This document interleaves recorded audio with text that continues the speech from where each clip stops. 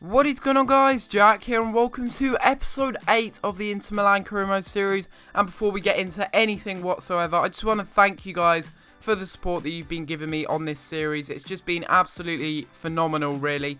I didn't expect to get this kind of response. I knew it would be a risk doing a different career mode to what most of you have subscribed for, which was Bristol Rovers, which has been my longest and by far my best series so far. But this is also a series that you guys seem to be enjoying, and if you do want a double upload today, yes, that's right, another double upload, then be sure to smash the like button. If we can hit over 40 likes, I will upload another episode of career mode later on. So remember that, 40 likes and I will upload another episode later on. But let's get into things. We're going into the first game of the episode here against Fiorentina in the Coppa Nacional semi-final. If we're going to be winning any silverware this season, this is our best chance to, as we're not in the Champions League this season, of course, because it is the first season, and we're very unlikely to win the league title because Juventus are doing so well at the moment. But by God, did we start this game off so well. Schalke getting a goal there, and that is, I do believe, his first goal for the club since joining from Borussia Mönchengladbach, and he's been an okay player. It's kind of weird though, because a lot of players that I do sign on career mode this year don't seem to be that outstanding, and maybe it's just me signing bad players, I don't know what it is, but I thought that he'd be a good player to sign, but he hasn't been outstanding so far. He's been decent, but he hasn't really done too much. But in this game, oh my God, look at that shot there, right into the roof of the net. That is a fantastic shot, and he has really got a really powerful shot actually, and I can imagine when he's at his full potential, he'd have an absolute rocket of a long shot, because he's currently got 84 long shots, and imagine that at full potential. I mean, look at that. The goalkeeper's not stopping that, and once again in this match, Schalke getting his second goal, and he was playing absolutely outstanding in this match. He was really working well at that cam position, but unfortunately, well, our clean sheet didn't last that long whatsoever, and they got back into the game here. Joaquin has a shot.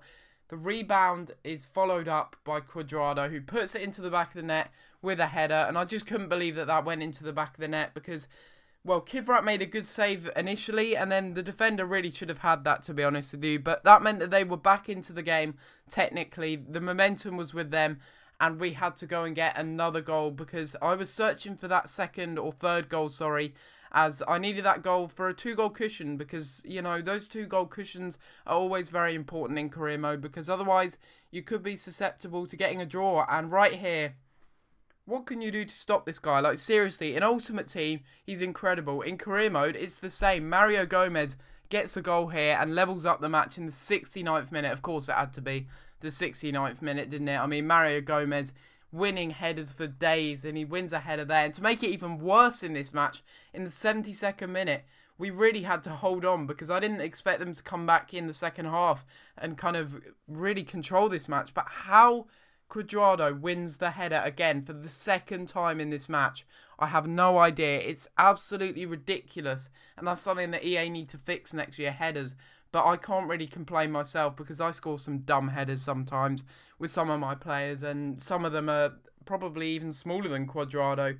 So, you know, I can't really complain there, but it meant we had to go ultra attacking, try and get a goal, and in the last minute of the game, literally the last kick of the game, Nagatomo boots it up the field all the way to Ricky Alvarez. Ricky Alvarez carries on going, running down the wing, crosses it in, and Palacio is our saviour, and he gets a goal in the 92nd minute to ensure that we get a draw in this match and we take it to another match. I think it's a replay match, or maybe it's the second leg.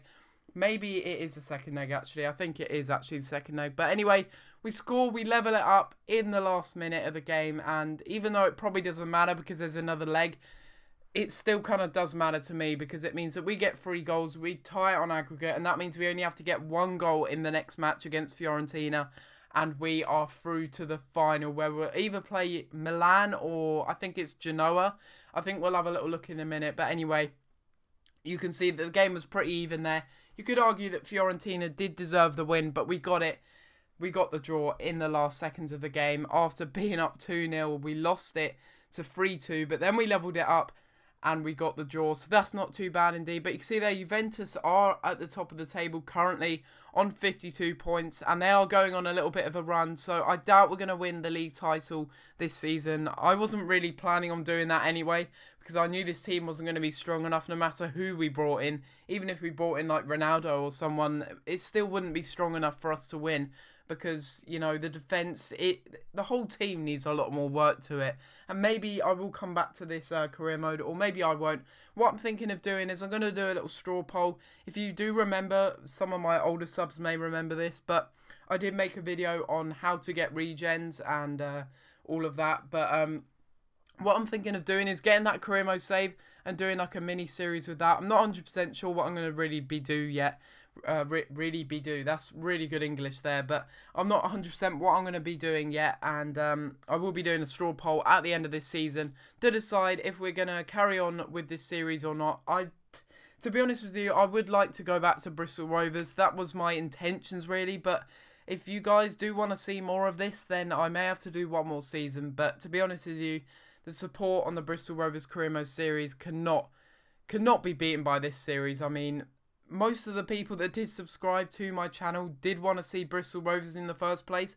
So who knows, maybe I'll just do for episode 9 and episode 10, or for episode 10 anyway, an extra long episode where I just cover the rest of the season, and then we move on to the Bristol Rovers Career Mode series, probably by Saturday, I'd say, if we get a double upload tonight. So remember guys, smash the like button if you want to see that double upload, as it would move us a step closer if you do want to see the start of the new season of the Bristol Rovers Career Mode series. But anyway, we're going into the second and last match of this episode. We've got a few more matches to sim, but you can see there, Juventus are starting to gain a lead, so we really do need to win this match against Roma, as Roma are also in second place. So if we win this match, that would put us in a really, really good position. And once again, it's pretty much the same lineup that I always use, because to be honest with you, especially with the defence, we've got a lot of old defenders, we've got a lot of crappy defenders. Rolando's not good whatsoever.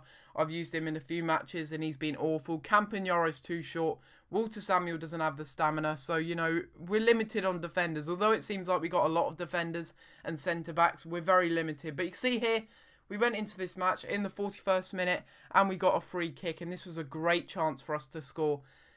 19 yards out, really good chance, and I didn't actually realise, but of course Guarin is a long shot taker, but maybe it was a wrong decision to put Guarin on this free kick, but I did decide to go for a power free kick because he's got 92 power. 92 power, that's absolutely ridiculous. I was going to go over the wall, but then I decided just to do a driven free kick at the goalkeeper, and it almost worked out as we take the shot here eventually, and Guarin doesn't have the best curve, so I aimed it for the post a little bit more.